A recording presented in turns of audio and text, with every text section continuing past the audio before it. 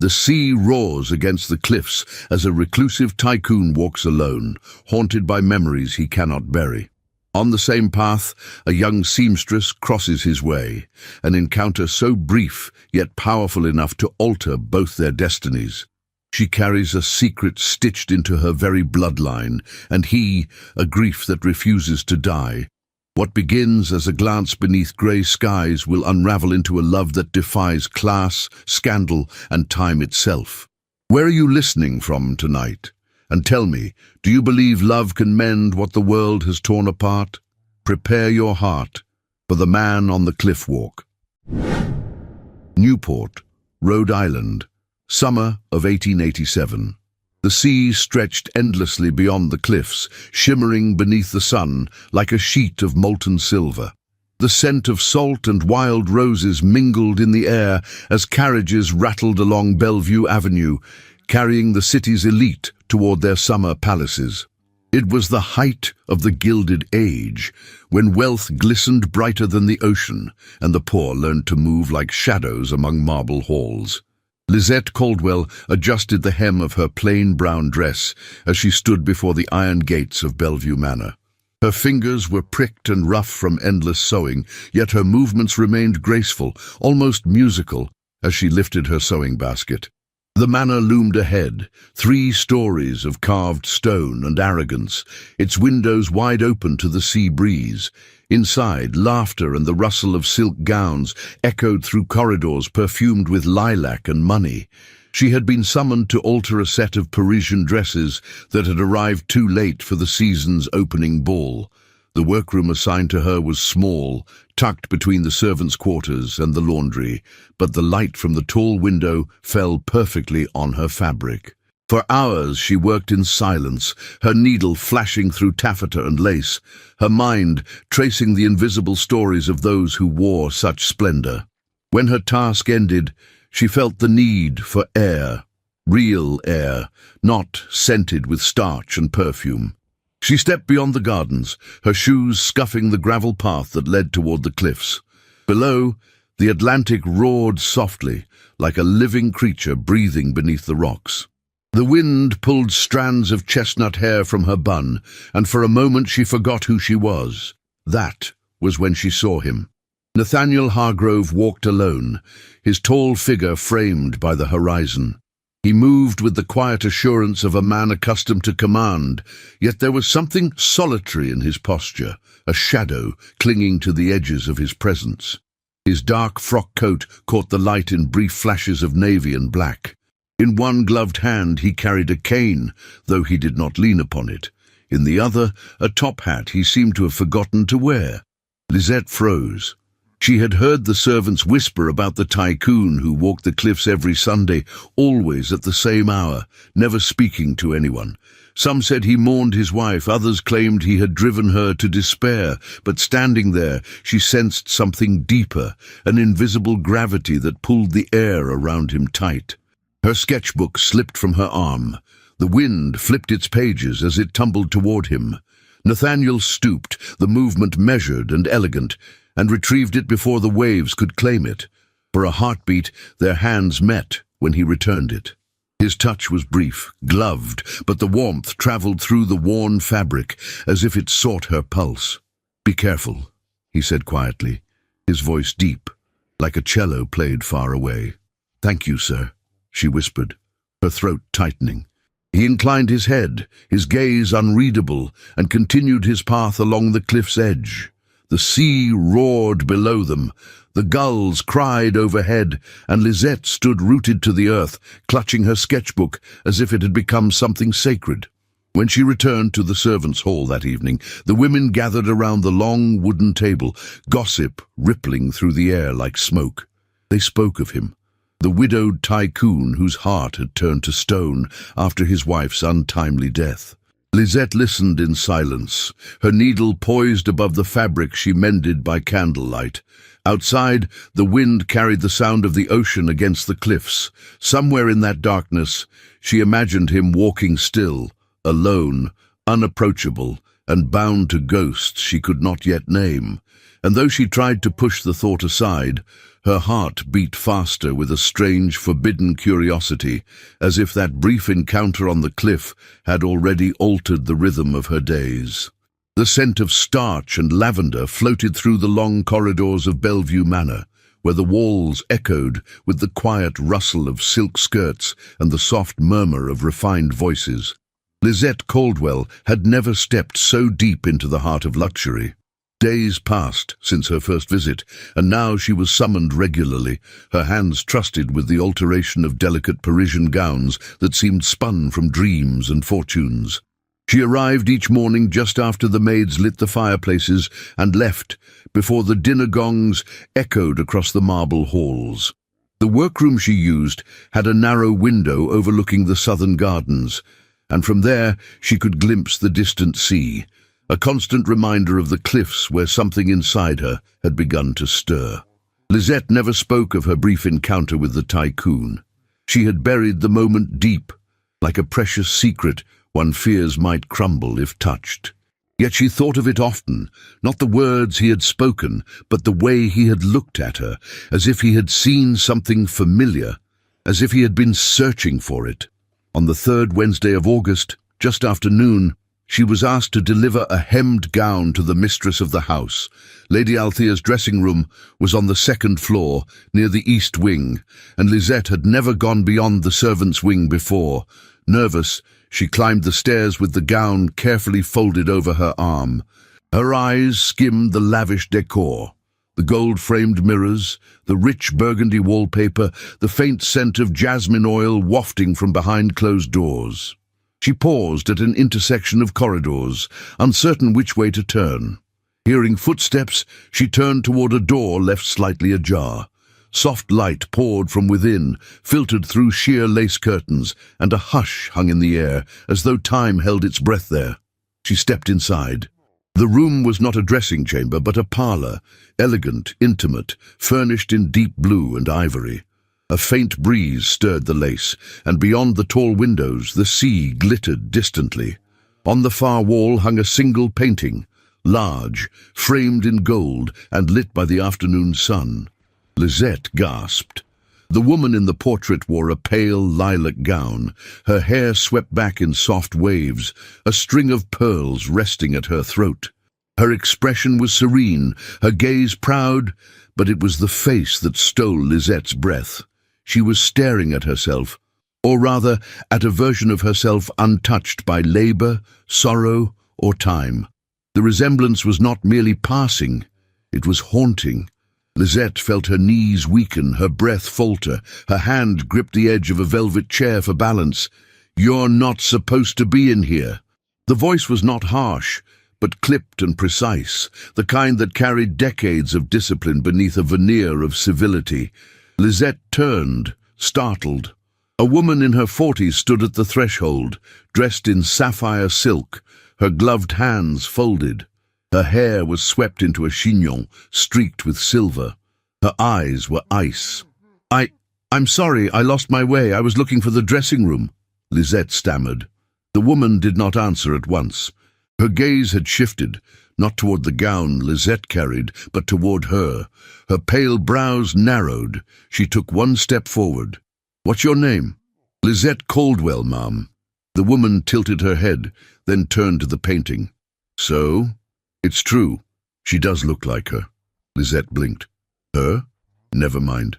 The woman straightened her gloves. "Lady Althea's room is the next corridor to the right. Best you go now."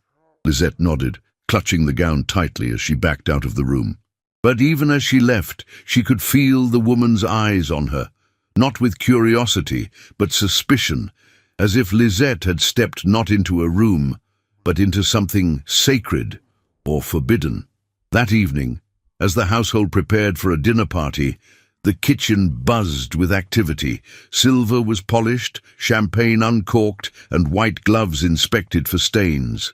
Lisette had finished her tasks and was folding ribbons into her sewing basket when she overheard two footmen speaking in hushed tones. "She saw her," one whispered. "The new girl.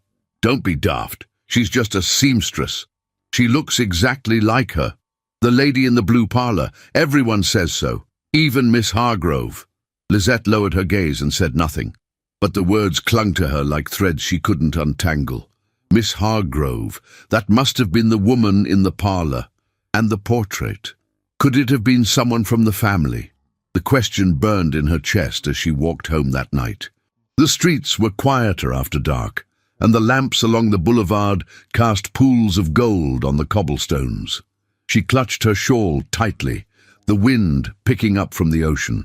On Sunday, Lisette walked again along the cliff walk, this time with her steps heavier than before. The tide crashed against the rocks below, fierce and insistent, as if echoing the unrest within her. And then she saw him again. Nathaniel Hargrove stood near a bend in the path, gazing at the horizon, his hands behind his back. He did not turn when she approached. He simply spoke. "Did you sew the embroidery on the pale blue gown worn by Lady Althea last Thursday?" Lisette stopped in place, startled by his voice, calm, yet sharp with intent. "Yes, sir," she said quietly. She requested a pattern of ivy leaves along the hem. It was elegant, subtle. "You have a gift for knowing where to stop." He turned his head then, his eyes meeting hers with an intensity that sent a tremor through her spine. "Many embellish without restraint. You do not." She didn't know what to say. A compliment, yes, but more than that, it was a recognition, a seeing, not of her work, but of her. "Thank you," she managed. He nodded once, then resumed his walk. But this time his steps were slower, as if he expected or wished her to follow. She did not. She remained still long after he disappeared behind the curve of the path, her heart thudding in her chest. His voice lingered in her mind, low and deliberate.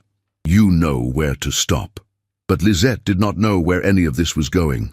All she knew was that she had seen her own face framed in gold, that a stranger had looked at her with fear, and that a man whose name was spoken in hushed tones had turned his gaze upon her and did not look away. The wind shifted along the Rhode Island coast, carrying with it the first hints of autumn. Though the days remained warm, there was a hush in the air, a quiet anticipation that seemed to seep into every corner of Newport society. At Bellevue Manor, the golden season had not yet dimmed the lavish routines of the elite. Servants polished banisters with greater urgency. Tailors and dressmakers worked past dusk, and in the shadows of great houses, secrets blossomed like night roses, unseen but undeniably fragrant. In the solitude of the small workroom tucked beneath the east wing, Lisette Caldwell bent over a length of cream silk, her needle dancing like silver lightning through the fabric. But today, she was not working on a commission. She had stayed behind after the others departed, claiming she needed to finish pleating. In truth, she had drawn out her sketchbook, the one with the frayed edges and the faint salt scent from the day it had fallen near the cliffs. She turned to a page she had begun 2 nights before, a figure in profile, tall and austere, standing against a jagged horizon. His coat was detailed with care, every pleat of his waistcoat drawn with almost reverent attention. But it was not his clothing that she labored over, it was the expression, the slight downturn of his mouth, the sharpness of his gaze, the loneliness wrapped in composure. She had drawn him from memory, yet it was as if he had lived within her pencil all along. Nathaniel Hargrove. She did not understand what bound her to that face. He was powerful, distant, and carried the weight of grief like a shroud over his shoulders.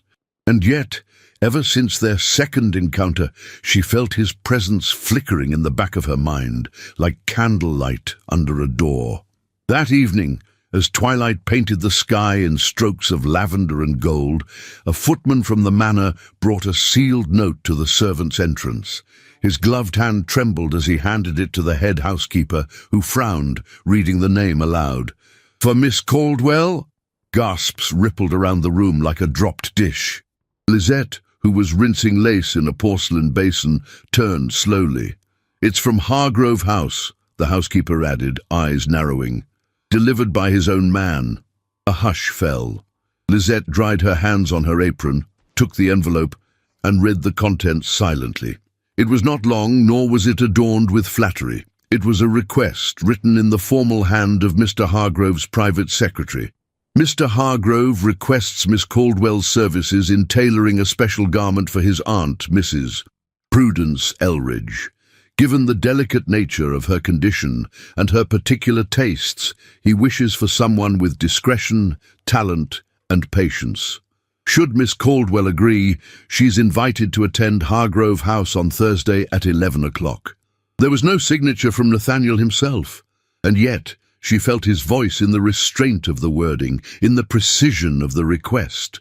She arrived punctually, dressed in her best working gown, a modest moss-green wool with a starched collar, a bronze brooch at her throat, and her tools in a neat leather case.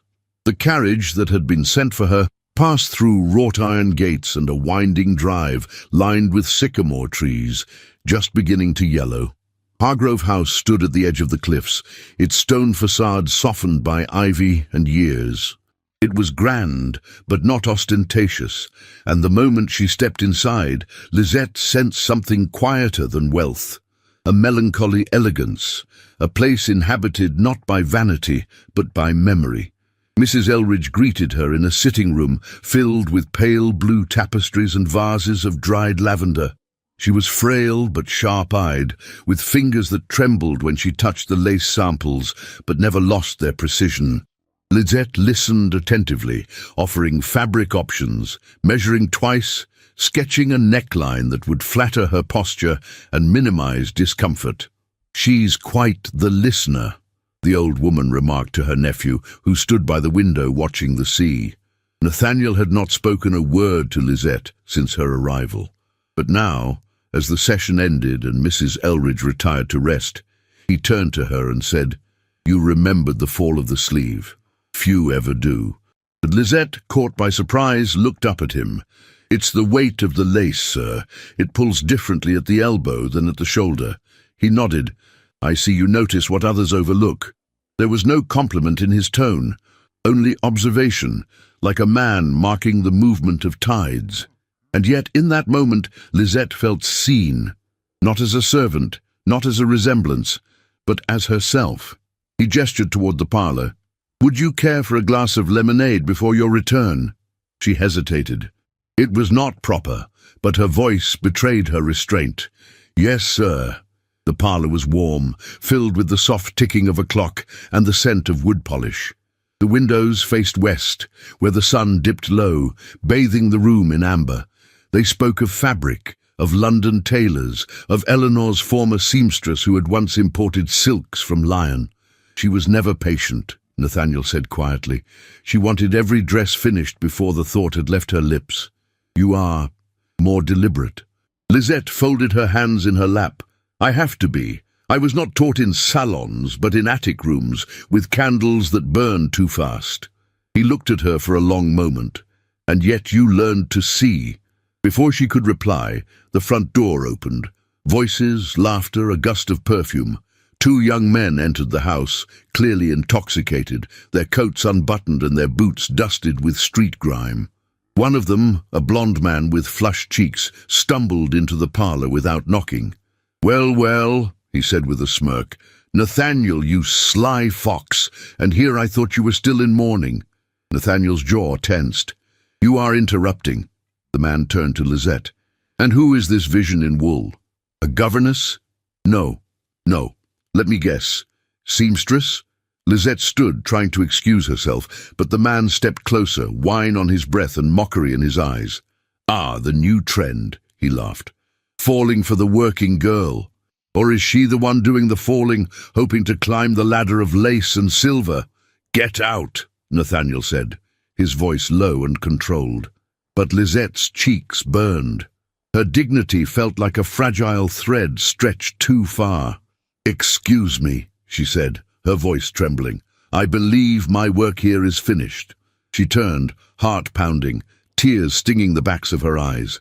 She had reached the vestibule when she heard hurried steps behind her. "Miss Caldwell." She stopped. He stood in the doorway, without his coat, his cravat loosened. his eyes shadowed by something between fury and regret. "I apologize for what you endured. He will not return here." She shook her head, unable to meet his gaze. "It's not your fault, sir," she whispered, "but I must go." And she did.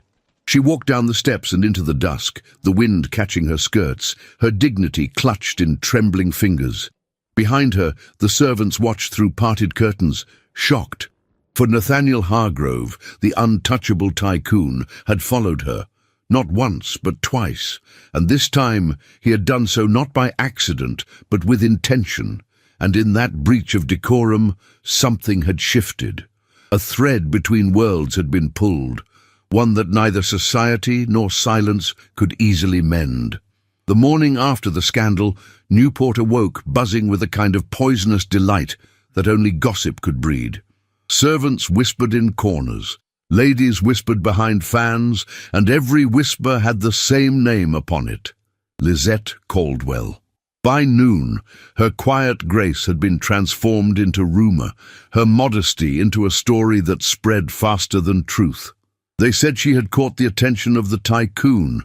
They said she had been seen leaving his house at dusk, her cheeks flushed, his coat over her shoulders. No one spoke of the insult that had driven her away or the humiliation she had endured. Lies required less detail and far more imagination. By the end of that week, the lady of Bellevue Manor had her decision. The housekeeper, with pity in her eyes, handed Lisette her final payment and a folded note. "You're no longer required, Miss Caldwell," she said softly. "There are appearances to maintain."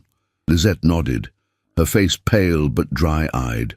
She packed her scissors, her thread spools, her little sketchbook, and left without argument. Pride, thin as it was, held her upright as she crossed the iron gates for the last time. The boarding house on Spring Street became her refuge, a modest place that smelled of soap and coal dust, filled with the weary silence of working women who had long stopped believing that life would ever be kind. Her room overlooked a narrow alley, and at night she could see the faint shimmer of the ocean beyond the rooftops. Days passed in dull repetition. She stitched lace for a local shop, earning barely enough to pay for her meals and rent, but her thoughts, those she could not still. Nathaniel's voice returned to her in the quiet, not in words, but in the echo of his calm restraint. The way he had looked at her after the insult, not with pity, but with something deeper, something that made her heart stumble every time she remembered it. Then one evening, as the gas lamps flickered to life along the street, there came a knock at her door. She hesitated, wiping her hands on her apron, and opened it. He stood there, tall, somber, hat in hand. "Mr. Hargrove," she breathed. "May I come in?" Her heart hammered. "Sir, this is not—" "I will not stay long," he interrupted gently. "I only wish to speak, nothing more." She stepped aside, her throat tight. The lamplight trembled across his face as he entered, casting soft shadows along the sharp lines of his cheekbones. His dark coat carried the faint scent of rain, as if he had walked rather than taken a carriage. "You shouldn't have come here," she said quietly, shutting the door behind him. "I know." His voice was calm, but she could hear the exhaustion beneath it. "Your dismissal. It was because of me. I thought perhaps I could make amends." "I need no amends," she replied, forcing steadiness. "Only peace." He studied her then, eyes narrowing slightly. "Peace is rare, Miss Caldwell, and seldom free." She lowered her gaze, her hands fidgeting with the edge of her sleeve. "If you've come to offer me charity, I must refuse." "Not charity." His tone softened. "Employment." She froze. "I have need of someone skilled," he continued. "My aunt's health prevents travel. She wishes new garments suited to her confinement. You were patient with her, kind. I would prefer no one else." "You must know what they'll say," Lisette whispered. "If I accept, I will be branded as the woman the Tycoon could not forget. And if I refuse, you will struggle," he finished for her. Their eyes met then, and neither spoke. The air between them seemed charged with the hum of an unspoken truth. He took a slow breath, stepping closer. "I cannot undo what's been said," he murmured. but I can at least ensure that your talent is not buried under their malice." Her voice faltered. "You think talent can silence rumor?" "No," he admitted, "but perhaps integrity can." She wanted to believe him, but fear wrapped itself around her resolve. "You cannot protect me, sir. You know how society works. Once a name is stained, no hand can wash it clean." He looked at her for a long moment, then lowered his gaze. "You underestimate how stubborn I can be." Before she could answer, thunder rumbled distantly, and rain began to patter against the window. The room seemed smaller with him in it, the air thicker. He removed his gloves slowly, resting them on the edge of the table, then reached into his coat pocket and drew out a small envelope. "This," he said, setting it down before her, "is the payment you should have received from the manor. They withheld it out of spite." "I can't accept it." "Then burn it," he replied. "But at least let me have done one thing right." She stared at the envelope, torn between gratitude and indignation. "Why do you do this?" she whispered. His reply was simple, almost inaudible. "Because I cannot bear to see you treated unjustly." The lamplight flickered as if startled by the admission. He stepped nearer, close enough that she could see the faint line of weariness under his eyes. His voice dropped. "There was a time," he said quietly, "when I believed solitude was the only thing I deserved. I built my life around it, brick by brick. But lately, I find the silence heavier than I can bear." She swallowed hard, her pulse racing. "You speak as though I had anything to do with that. Perhaps you don't, but perhaps you remind me that life still breathes, even after grief has buried it." For a moment, neither moved. The rain grew louder, tracing silver trails down the window pane. Then, almost without thought, he reached toward her, his fingers brushing the back of her hand. The contact was brief but electric, like the meeting of two storms. Lizette's breath caught. He leaned closer, his voice breaking the stillness. "Lisette!" Her name on his lips was a whisper that trembled through her chest. His gaze dropped to her mouth, and for a heartbeat, the world ceased to exist. The lamp, the rain, the distant hum of carriages, all vanished beneath the weight of what might happen next. But he stopped, his jaw tightened, and he stepped back. "I'm sorry," he murmured, his voice rough. "This was a mistake." Lisette turned away, blinking back tears she refused to let fall. "Then go, before the world gives them one more reason to despise me." He hesitated, as if words warred within him, then bowed his head slightly. "Good night, Miss Caldwell." When the door closed behind him, she pressed her hands to her face, her breath unsteady. The silence that followed was almost cruel in its purity. Outside, Nathaniel walked into the rain without raising his umbrella. Each drop struck cold against his skin, but he did not quicken his pace. He needed the chill, the sting. It was the only thing sharp enough to cut through the confusion that tangled his heart. At dawn, Lisette awoke to the sound of distant wheels on cobblestone. From her window she saw a carriage leaving the end of the street, its lanterns glowing faintly through the mist. A neighbour passing in the hall mentioned that Mr. Hargrove's carriage had departed early for New York. Lisette said nothing. She merely sat on the edge of her narrow bed, the faint scent of rain still lingering in the air, and pressed her palm to the place on her hand where his had touched. It was nothing, and yet it was everything. She told herself it was better this way, that she had imagined the warmth, the longing, the sorrow in his voice, but deep down she knew there had been something there, fragile and real, like a flame that had almost been born, and then, by his own will, extinguished before it could burn. The day went on, grey and indifferent. The world outside continued its gossip, its laughter, its masquerade of decorum. And Lisette returned to her stitching, her needle steady even as her heart trembled beneath her calm exterior. What had almost happened would remain between them, an unspoken truth, sealed in silence. The kiss that never happened. The leaves in Newport had begun their slow golden descent, covering the streets with delicate reminders of time passing. The ocean winds no longer carried only salt and sun, but the first whispers of approaching winter. With each gust, the branches of the sycamore trees bowed with resignation, as if they too felt the heaviness that had settled upon the city. For Lizette Caldwell, life had narrowed to the small sewing shop on Long Wharf, where she took in mending and alterations for local merchants' wives and quiet governesses.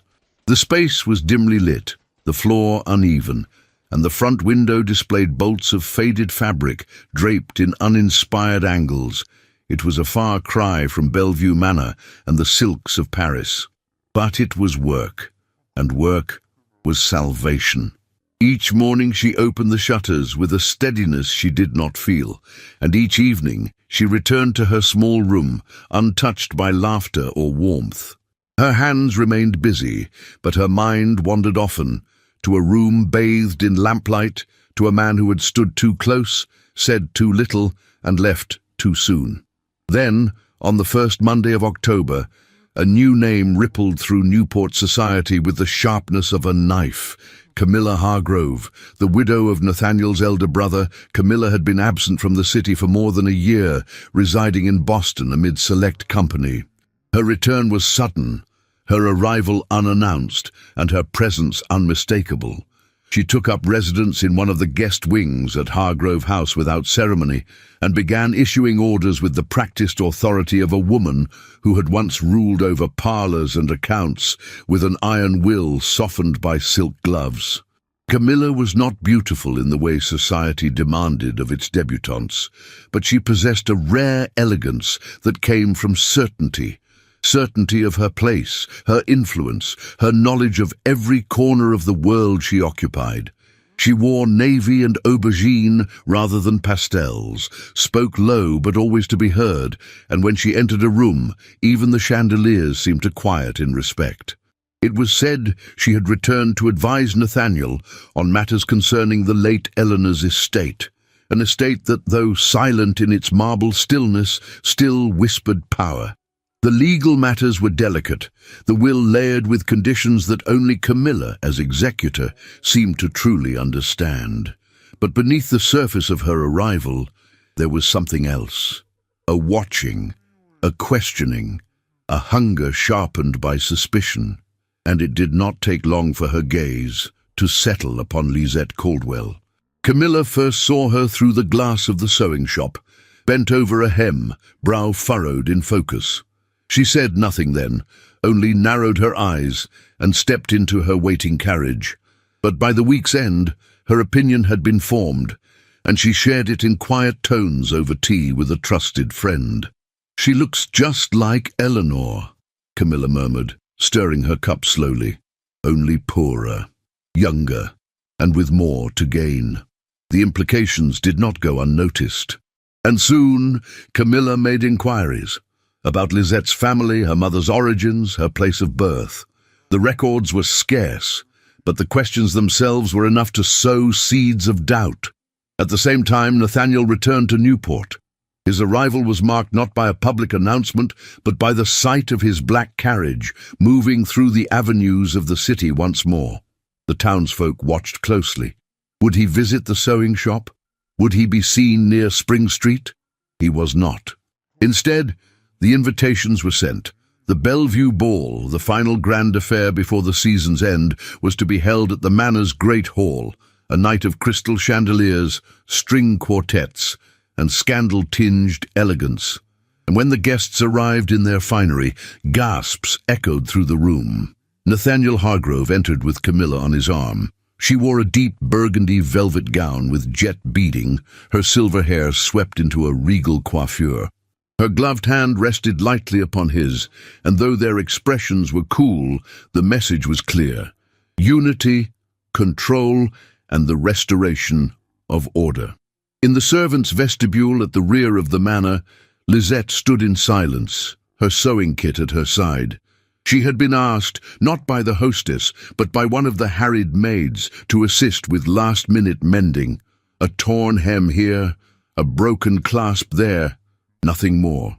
But when she had entered the house, the walls had whispered to her, And now, standing behind the curtains of the grand ballroom, she watched him. Nathaniel. He moved with measured grace, his face unreadable, but Lisette could see the tightness in his jaw, the restraint in every motion, and when he turned, when his eyes scanned the room with that familiar haunted focus, they found hers. The moment hung suspended. She stood half in shadow, her gown plain and her hands ink-stained. He stood bathed in gaslight, dressed in black and white, the picture of impossible distance, but their eyes met, and the world fell away. For one breathless instant, the room disappeared. The music, the murmurs, the glittering chandeliers. There was only that look, recognition, regret, longing that had not died but merely slept. Then Camilla turned to him, speaking softly, her hand tightening on his arm. Nathaniel blinked, the spell broken. He inclined his head toward Camilla, murmured something, and allowed himself to be led away. Lisette exhaled, her fingers trembling. She had told herself she had forgotten him, that his silence meant closure, that their story had ended with the closing of a door on a rainy night, but lies, even whispered to oneself, eventually unravel.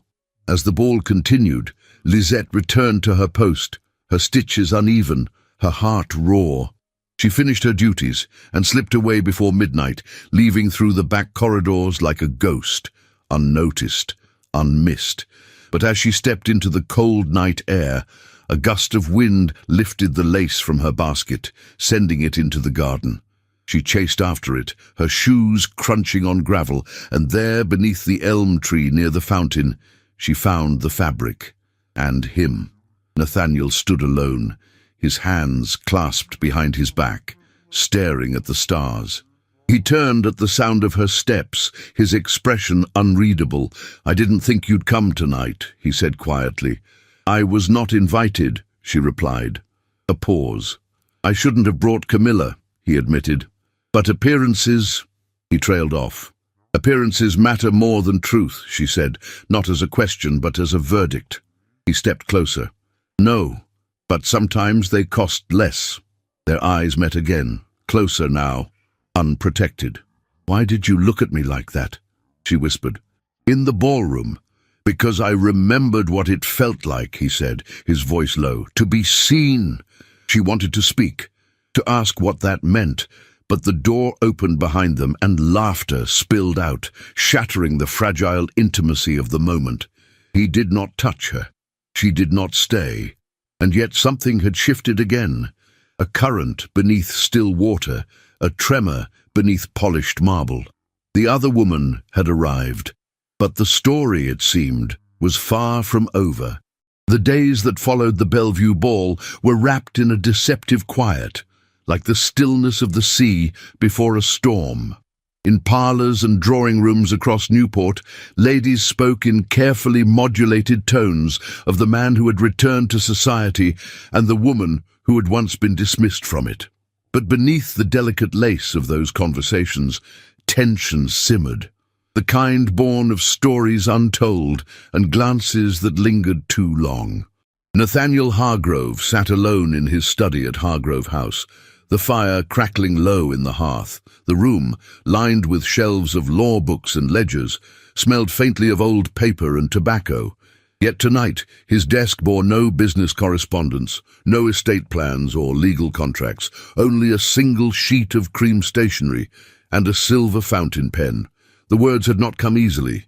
For hours he had paced the floor, stood by the window, stared at the cliffs below as if they could speak the truth his lips could not.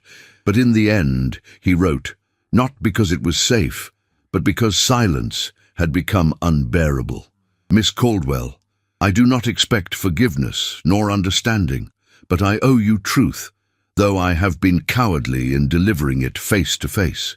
Eleanor, my late wife, was ill for much of our marriage. Not with something seen, but something that gnawed from within, dark moods that no physician could mend, no affection could heal. She wore charm like a mask, but when alone she would unravel. I lived between tenderness and terror. I do not speak of it to tarnish her memory, only to explain the man I became, wary, withdrawn, and afraid to love again. When I met you, I was not seeking companionship, but you were not easy to overlook. You possessed silence that spoke louder than most men's speeches. You noticed details others missed. You walked the same cliffs I haunted, and did not flinch when I looked at you. You shattered the solitude I had come to worship as penance, and now I am left wondering if I deserve to feel the stirrings of something almost like peace.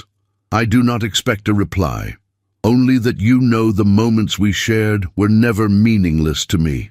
Yours sincerely, Nathaniel Hargrove. He sealed the letter with wax, his initials stamped into the deep red. He gave it to his footman with strict instruction, to be delivered to Miss Caldwell. No one else. But he did not know that Camilla stood in the corridor watching.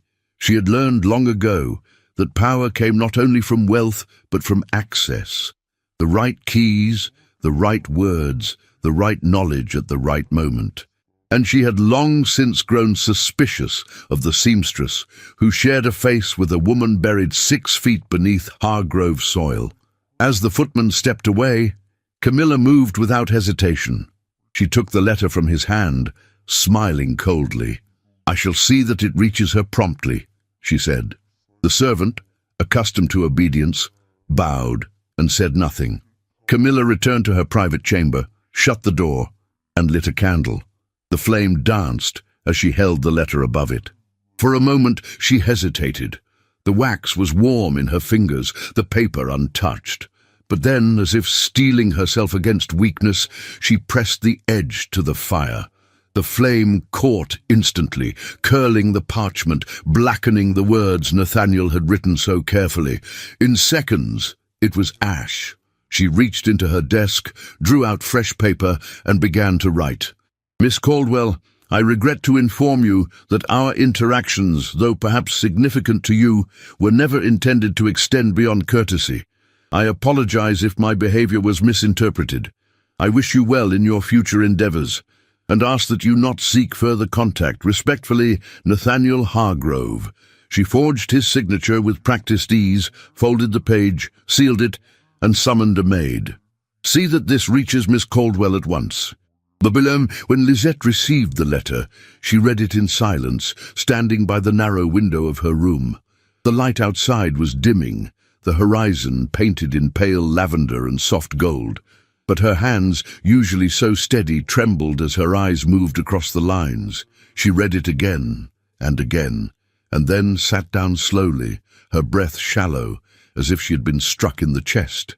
There were no tears, only the cold weight of humiliation. A heaviness that settled behind her eyes, in her throat, in the very center of her being. Every stolen glance, every word spoken under breath, every trembling moment had been nothing, less than nothing, a courtesy, a mistake. She folded the letter and placed it in the drawer of her nightstand. She did not burn it. She did not scream.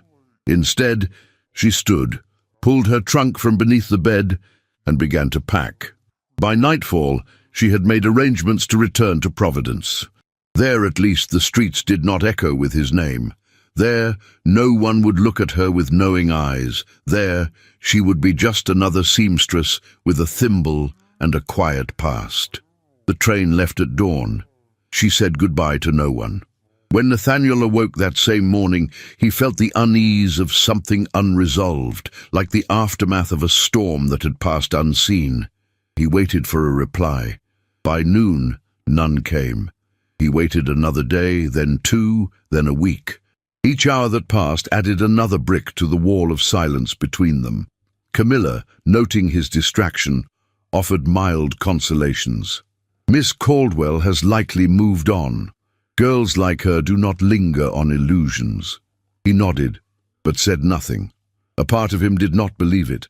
But doubt, once planted, has a cruel habit of growing quickly in wounded soil. He walked the cliffs alone again, hands clasped behind his back, eyes on the horizon. But now the solitude felt colder, crueler, like a punishment returned. In Providence, Lisette took a room above a milliner's shop, where the ceilings were low and the air smelled of rosewater and dust. She worked long hours, stitching bonnets and trimming ribbons, keeping her thoughts hidden behind a smile that never reached her eyes. At night, she opened the drawer beside her bed and looked at the letter once more. She no longer read the words. She no longer needed to. But she had not yet found the strength to tear it apart.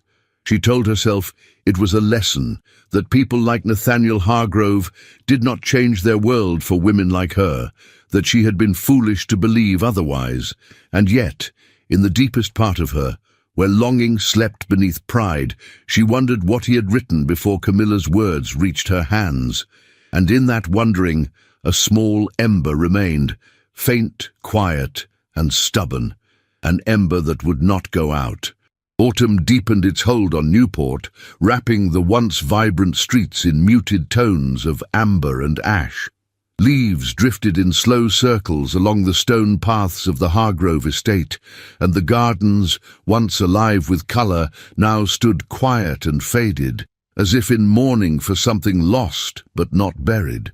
Nathaniel Hargrove sat alone in Eleanor's former sitting room, a place he had not entered in over a year. Dust clung to the velvet upholstery, and the fireplace had long gone cold. The air still held a faint trace of her perfume, violets and cedarwood, but time had softened the scent into a memory. He stood before the grand writing desk, its surface untouched since her passing. As his fingers brushed over the mahogany, something caught his eye, a thin, leather-bound book half tucked behind a stack of old fashion plates. Curious, he pulled it free.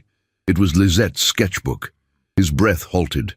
He recognized her script on the inside cover, simple, unadorned. He had seen her carry this once, cradled against her chest like something sacred. Now it lay in his hands, the edges worn, the pages curled ever so slightly from handling. He opened it, and the world stopped.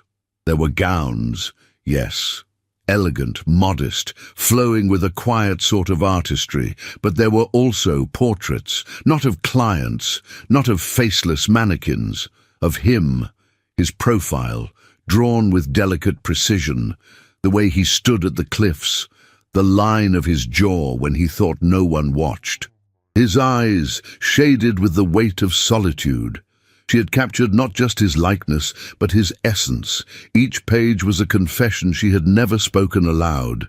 Nathaniel sat, sketchbook trembling in his hands, his throat tight with something that felt dangerously like hope and dread. How could he have doubted her heart? How could he have let silence fester into loss? He turned to the final sketch, an unfinished piece, a woman in a lilac gown. Her face was incomplete, only the outline drawn. Yet even without the features, he knew who it was meant to be, Eleanor. He closed the book with care and stood, resolve hardening in his chest. There were questions too long left unasked, shadows that had lingered unchecked, and there was only one man who might have the answers he now needed.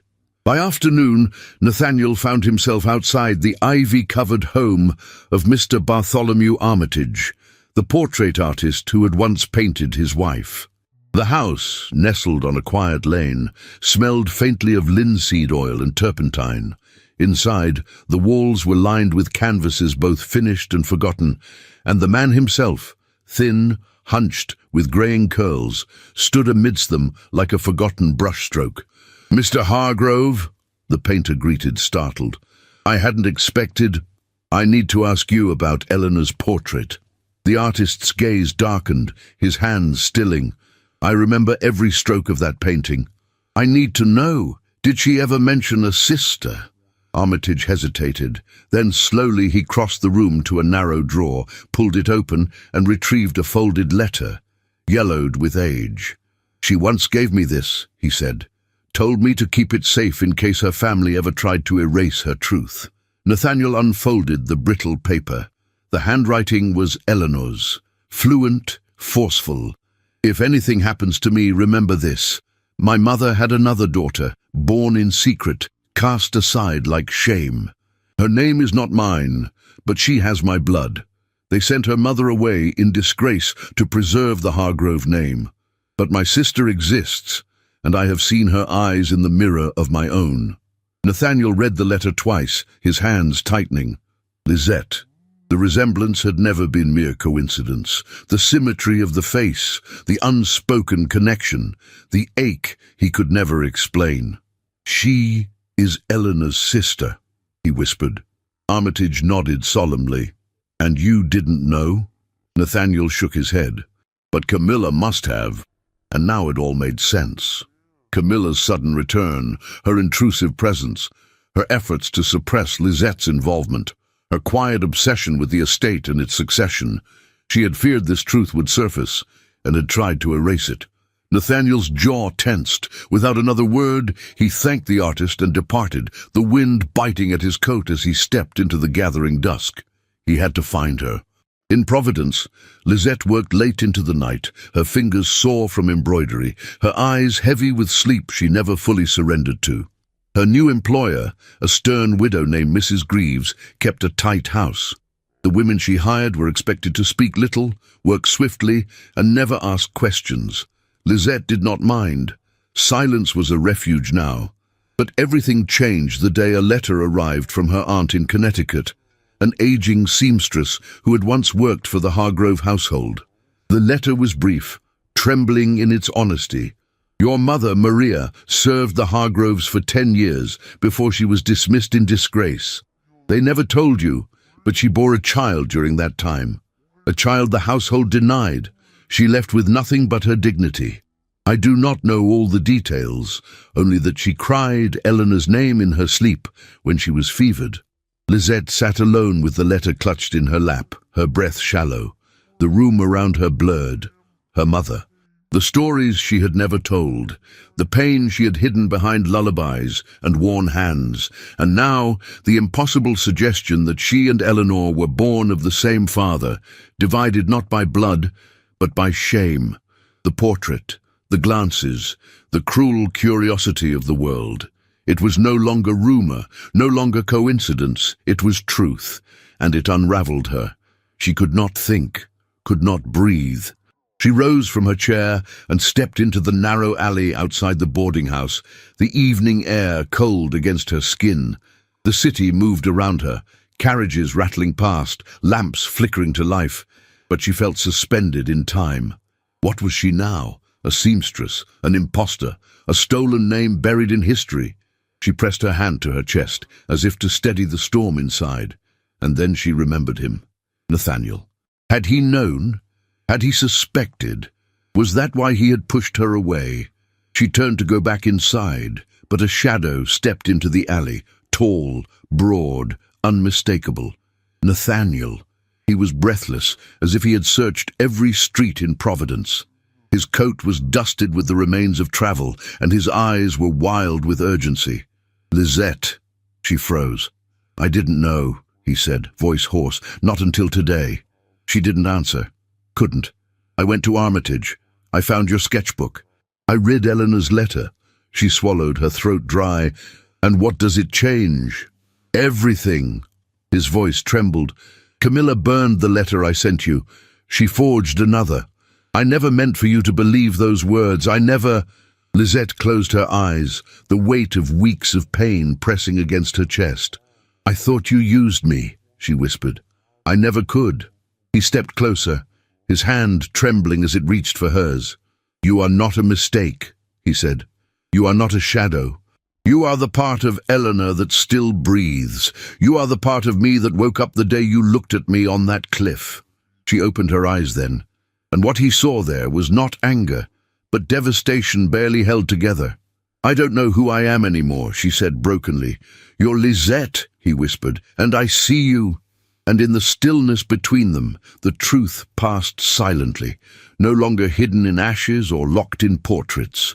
The past had tried to bury her, but she had risen. Snow had come early that year, soft and sudden, blanketing the streets of Newport like a secret whispered in white. The wind no longer danced. It sighed, carrying with it the hush of winter and the scent of endings. Trees stood bare and solemn, and chimneys breathed grey smoke into the pale December sky. It was the first snowfall. Nathaniel Hargrove arrived in Providence just past noon, the cuffs of his coat already powdered with snowflakes that clung to the wool like silent reminders of time lost. The city felt smaller in winter, its narrow alleys more confined, its people more hurried. But Nathaniel moved with purpose, one name pressing against every heartbeat: Lisette. She had not answered his letter, because she had never received the one he truly wrote. She had not returned to Newport, because she had no reason to believe she was welcome there. And yet she remained in his thoughts like a steady flame behind frosted glass. No matter how far he travelled, how many matters called for his attention, her absence followed him more faithfully than any shadow. He stepped into a modest shop on a quiet street, its windows fogged with warmth from within. The scent of starch and rose oil filled the air. Inside, bonnets and veils lined the walls, and a seamstress sat at the counter sorting buttons into tiny porcelain dishes. She looked up. Lisette. Her face was the same, elegant in its simplicity, untouched by vanity. But there was a stillness to her now, like someone who had learned to move quietly so the pain within would not wake. Her hands paused, her fingers tightening around a pearl button. "Mr. Hargrove," she said, her voice low, guarded. He removed his hat slowly, his expression unreadable. "I hoped you might still be here." "You found me," she replied, returning the button to its dish. "What do you want?" 5 minutes of honesty, nothing more." She did not agree, but she did not send him away either. The back of the shop was small, a sewing room with spools of thread stacked neatly on the shelves, and a faint scent of pine from a branch tucked in a glass jar. Lisette sat beside the window, the snow falling silently outside. Nathaniel stood a few paces away, his gloved hands clasped tightly. "I came to say what I should have said long ago," he began. "Not as a tycoon, not as a Hargrove, but as a man who made mistakes, and who cannot live with silence any longer." Lisette said nothing. Her gaze was fixed on the snowflakes drifting past the window pane. "I wrote you," he continued. "I wrote with every truth I had, about Eleanor, about myself, about the way you walked into my world and made it feel alive again. But Camilla intercepted it. She burned my words and gave you her own." Her eyes flicked to him, sharp, wounded. "And I was just meant to believe that, after everything, that you would have chosen someone like me over your past, your name, your estate." He took a step forward, pain etched into his features. "I didn't choose any of it. I was born into it. But you, I would have chosen. Silence. The kind that lingers before a confession or a goodbye." Lisette stood slowly, her hands trembling at her sides. "Then tell me," she said. "Tell me everything, not with promises, with truth." Nathaniel's voice dropped, weighted by memory. "My marriage to Eleanor was arranged in many ways. Her beauty hid much. She suffered, and so did those around her. I stayed because I thought duty would save her, but it didn't. And when she died, I buried not only her, but everything that remained of myself." He stepped closer. "Until I met you. And I saw in your silence a kind of courage I'd never known. You reminded me that life doesn't have to be loud to be full, that tenderness can be quiet, that love, if it dares to bloom again, might not come with fanfare but with stillness." She turned away, her breath fogging the glass. "You say that now," she whispered, "but the world you come from would rather see me forgotten than beside you." He reached out, but stopped before touching her. "Then let me leave that world behind." She closed her eyes, torn between longing and fear. "I don't know what I am anymore," she said. "I am the daughter of a maid, the half-sister of a woman whose name I never knew to claim. I am a seamstress who fell in love with a man she had no right to want." He spoke her name with a tenderness that trembled. "Lisette," but she did not answer. He waited, then bowed his head, understanding that no answer now would be enough. "I'll be at the cliffs tonight," he said. "If you come, I'll know there's still something to hold on to."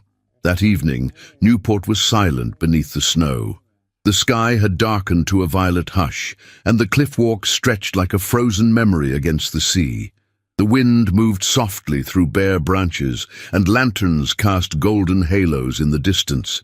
Nathaniel stood alone, his breath rising in pale clouds, his coat dusted once more in white. He had waited an hour, then another, and then he saw her. She came without gloves, her shawl drawn tightly over her shoulders, her boots silent on the path. Snow clung to the hem of her skirt, and her cheeks were flushed, not from the cold, but from something deeper, uncertainty perhaps, or hope. He said nothing. She stepped closer, and closer still. They stood inches apart, the hush of the world surrounding them like a song with no music. He extended his hand, slowly, reverently. "Dance with me." She looked at him, her eyes glistening with tears she refused to shed. "There's no music," she whispered. "There's us," he said. And so, beneath the falling snow, they began to move. A slow waltz. No steps rehearsed, no audience to judge. Only breath, only heartbeats, only fingers brushing lightly, then curling into each other as if they had always belonged. They did not kiss. They did not speak. But in the silence, every question found its answer. And in their steps, small, trembling, defiant, they rewrote the ending neither had dared to hope for. A winter waltz, a beginning born in snow. The first days of spring awakened Newport in cautious shades of green, as if the land itself were testing its voice after a long, bitter silence. Shoots of grass pushed through thawing earth, and the wind, though still sharp, carried with it the faint scent of renewal. Life stirred again, slowly but with purpose. Inside a modest storefront at the edge of Washington Square, the sound of scissors slicing through silk mingled with the whisper of pins sliding into fabric. Lisette stood before a dress form, her fingers steady, her eyes fierce with concentration. She no longer sewed for survival, she created. Her atelier, modest though it was, had begun to attract attention. Not for its location, nor for its grandness, there was none, but for the quiet elegance of her designs. Dresses that moved like breath, that draped the female form without shouting its presence. Words spread from one woman to another, whispered like a secret too precious to keep. And then came the letter. It arrived on cream stationery, the seal a golden crest unfamiliar to her. Inside, the handwriting was bold and flourished. "Miss Caldwell, your work has reached the attention of Mrs. Clarissa Tilden, patroness of the New York Society of Women in the Arts. She extends to you an invitation to present your designs at an upcoming charity showcase in Manhattan, where select dressmakers will display original gowns inspired by the theme of rebirth. Travel and materials shall be covered. If you are willing, you need only say yes." With admiration, Margaret C. Dupré Lisette stared at the letter for a long while, unable to breathe. Rebirth. The word echoed in her bones. That evening, as the golden light faded across the bay, she stood on the cliffs near Hargrove House, the invitation clutched in her hand. Nathaniel met her there, as he often did now, though never with expectation.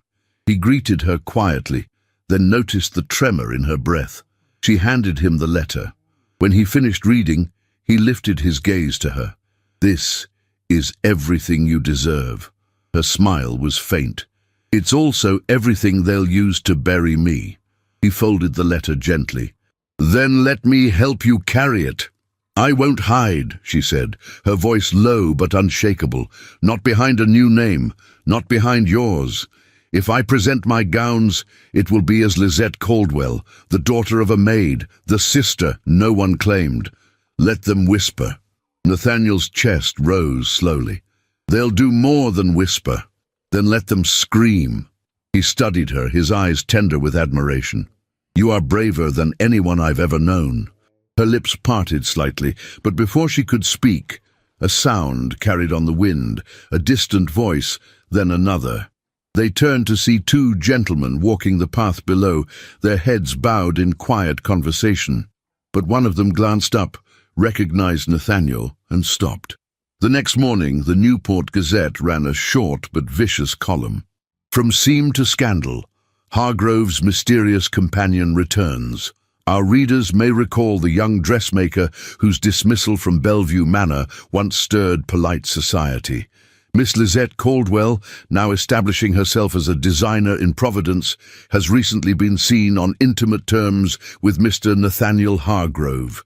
Is it art she seeks, or title, and whose blood does she truly carry? The ink had barely dried when Camilla's name was murmured as the source. She had returned to Boston weeks earlier, but her influence remained, like stale perfume in a sealed room. Lizette read the piece in silence.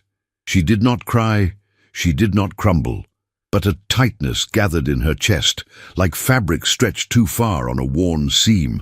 Later that afternoon, she found Nathaniel in his study, his face pale with fury, the newspaper crumpled beside his untouched tea. "This ends now," he said. She shook her head gently. "Scandal is louder than truth." He stepped forward. "Then we must speak louder still."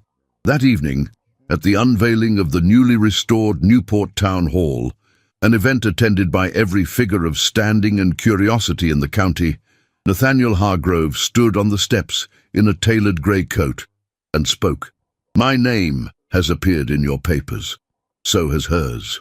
He gestured to Lizette, who stood several paces behind, her spine straight, despite the sea of eyes. "She is not my mistress, nor my passing fancy. She is a woman of talent, of courage, and of a name that no longer needs hiding." The crowd shifted. "She is also the half-sister of my late wife, a fact long buried by those who feared its inconvenience. But truth does not cease to be truth because it makes the powerful uncomfortable." Gasps, murmurs, sharp glances among ladies with trembling fans. "And Miss Caldwell," he continued, "will be presenting her work in New York as herself, not because of me, not because of her blood, but because she has earned it stitch by stitch." He turned to her then. "I will not ask you to stand behind me. I will always stand beside you." The silence was deafening. Then a single clap, then another, and another. Lizette felt her breath catch, her heart stutter. In that moment, surrounded by judgment and admiration in equal measure, she did not lower her eyes. She took a step forward, joining him. Their hands found each other not in desperation, but in defiance. And there, beneath the fading light, he kissed her, not in secret, not in shadow, but before them all. It was not passionate, it was not rushed, it was earned.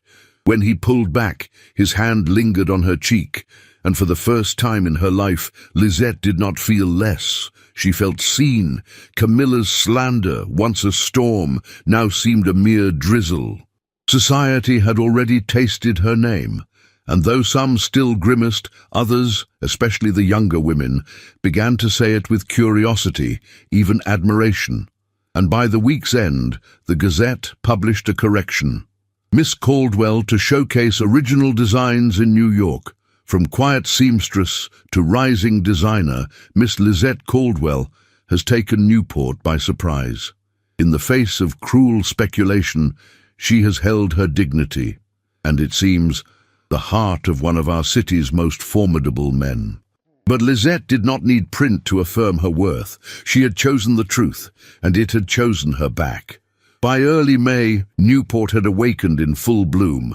The bitter memories of winter melted into gardens of tulips and lilacs, and the ocean, now tinged with green, sang softly against the cliffs like a lullaby meant for dreamers. The season had returned not only to the land, but to the hearts of those who had endured its storms. On a quiet corner of Spring Street, sunlight spilled through the windows of a modest atelier. Lace curtains swayed gently with the breeze, and inside, the scent of freshly pressed muslin and tea roses filled the air. Clients came and went with quiet reverence, for the name above the door now carried weight, not because of wealth, not because of gossip, but because of beauty. Lizette Caldwell. Her gowns were spoken of with awe among the younger debutantes, and with grudging admiration among older society matrons. The silhouettes were simple, but the lines were graceful, gowns that followed the body like poetry, whispered rather than shouted, and made the women who wore them feel seen. She worked quietly, never allowing attention to distract her from the thread between her fingers. Success, to Lisette, was not in the applause but in the way fabric moved when a woman stood a little taller in it, and Nathaniel, he was never far. Now, semi-retired, he had stepped back from business with the same calm certainty with which he once commanded it. He walked the cliffs in the early morning, not alone, but often with Lisette beside him, or at least with the knowledge that she waited for him at home. His face had softened. His gait remained proud, but his eyes no longer carried that haunted weight. He had let go of ghosts, not by force, but because someone had taken his hand and led him into the light. One afternoon, as Lisette sorted sketches in her studio, the postman delivered a small parcel, no return address, only her name written in delicate script she did not recognize. Inside was a folded letter, brittle with age, the ink faded but legible. Alongside it, a cameo brooch, silver and ivory, worn at the edges. She unfolded the letter, her breath catching as her eyes fell on the name at the bottom. Eleanor. To whomever reads this after me, if this letter finds its way to light, then I must already be gone, and perhaps that is best. I never claimed to understand the shape of love, nor how it turns in a man's heart, but I knew Nathaniel, I knew his silence, his loyalty, his capacity to suffer without showing the world. And if he has found someone after me, someone who sees him not as a name or duty, but as a man, then let no shadow of mine stand in their path. Love him, be brave for him. I was not. There is a house by the sea he once sketched for me, a dream we never built. If it exists now, let it be for her, for you, and tell him, if he ever doubts again, he was always more than I deserved. Lisette sat in stillness, her fingers trembling. It was not sorrow that washed over her, but release, the final key to a door she had never dared open fully. Eleanor had left a blessing, not just for Nathaniel, but for her, not an apology, but a benediction. That evening, Nathaniel found her in the garden behind the atelier. She was barefoot in the grass, her sleeves rolled up, the last rays of sunlight caught in her hair. She looked up as he approached, her expression unreadable. He sat beside her without a word. She handed him the letter. He read it slowly, his hand tightening only once near the end. When he looked at her, there were tears in his eyes, but they did not fall. She forgave me, he said quietly. She freed you, Lisette corrected gently. He reached into his coat pocket and drew out a small object. Not a box, a key. She stared. It's for the house, he said. I had it built, on the cliffs, facing the sea. There's a room with windows on every wall for your sketches, and a garden for lavender. Her lips parted, but no sound came. I didn't want to ask with a ring, he continued, voice hushed, because this isn't about tradition or performance. It's about building something new, with you. He placed the key in her palm. I'm not offering you a title. I'm offering you a home, a life of your own making, a place where you are never hidden, never silenced. Lisette closed her fingers around the key, her breath catching. I will marry you, she whispered, but not because of the house. He smiled, the kind of smile he rarely gave, unguarded, joyful, quiet. I know. They were wed 2 weeks later, in a small ceremony beneath the elm trees, where it had all begun. There were no violins, no orchestra, only the hush of leaves and the crash of waves in the distance. The guests were few, her aunt from Connecticut, Nathaniel's Aunt Prudence in a violet shawl, and several women Lisette had clothed, now dressed in gowns that bore her name.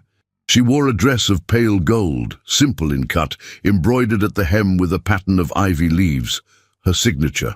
Nathaniel wore no top hat, only a sprig of rosemary pinned to his lapel. When the vows were spoken, it was not in grandeur, but in truth. And when they kissed, it was not to seal a promise, but to celebrate one already fulfilled. That night, the house by the sea welcomed them with the sound of windows opening and waves rolling endlessly against the shore. And Lisette, once hidden in servants' corridors and silence, now stood at the threshold of a life stitched not with secrecy, but with love. Spring returned once more to Newport, softer now, as if time itself had learned to tread gently over familiar ground. The elm trees, taller and broader than before, cast their green shadows across the cliffside path, their roots deeper, their presence steady, like memories that had chosen not to fade.